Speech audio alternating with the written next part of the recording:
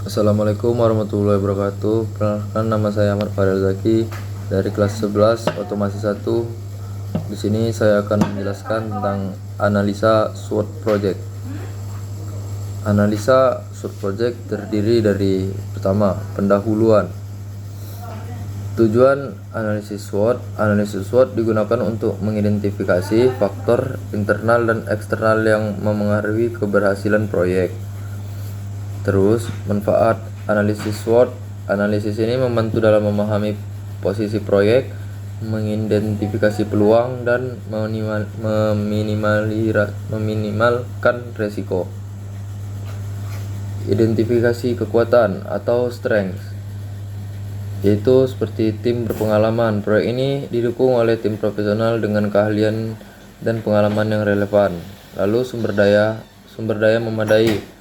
Proyek memiliki akses ke sumber daya yang cukup termasuk dana, peralatan, dan teknologi. Dukungan stakeholder, seperti proyek mendapatkan dukungan kuat dan stakeholder kunci yang terlibat dalam proyek. Lalu reputasi perusahaan yang baik dan menarik investor dan mitra potensial untuk proyek. Lalu ada weaknesses atau identifikasi kelemahan, seperti kurangnya pengalaman. Tim mungkin memiliki kekurangan dalam pengalaman tertentu yang dibutuhkan oleh proyek. Lalu keterbatasan dana.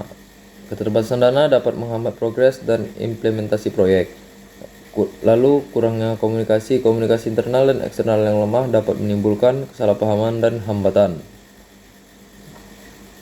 Lalu ada lagi seperti opportunities atau identifikasi peluang, seperti peningkatan permintaan, teknologi baru, kemitraan strategis, peningkatan pendanaan. Ada juga threats atau ancaman, mengidentifikasi ancaman. Yang pertama, persaingan. Adanya pesaing yang kuat di pasar dapat mempengaruhi keberhasilan proyek. Yang kedua, perubahan kebijakan pemerintah dapat memengaruhi operasional proyek. Lalu risiko ekonomi global atau lokal dapat menimbulkan ketidakpastian dan mengancam proyek. Dan yang terakhir, bencana alam dapat mengganggu progres dan kelancaran proyek. Lalu setelah itu ada juga strategi pengembangan proyek, seperti memanfaatkan kekuatan, optimalkan sumber daya dan keahlian tim untuk mencapai target proyek. Yang kedua, atasi kelemahan. Tetapkan strategi untuk mengatasi kelemahan itu dan meningkatkan efisiensi proyek. Yang ketiga, memaksimalkan peluang, seperti memanfaatkan peluang yang ada untuk meningkatkan keuntungan dan jangkauan proyek. Yang keempat dan yang terakhir, meminimalkan ancaman, seperti kebangkitan rencana, mitigasi risiko untuk menghadapi ancaman yang potensial. Yang terakhir, kesimpulan dan rekomendasi. Analisa SWOT memberikan pemahaman menyeluruh tentang proyek dengan mengidentifikasi kekuatan, kelemahan, peluang, dan ancaman.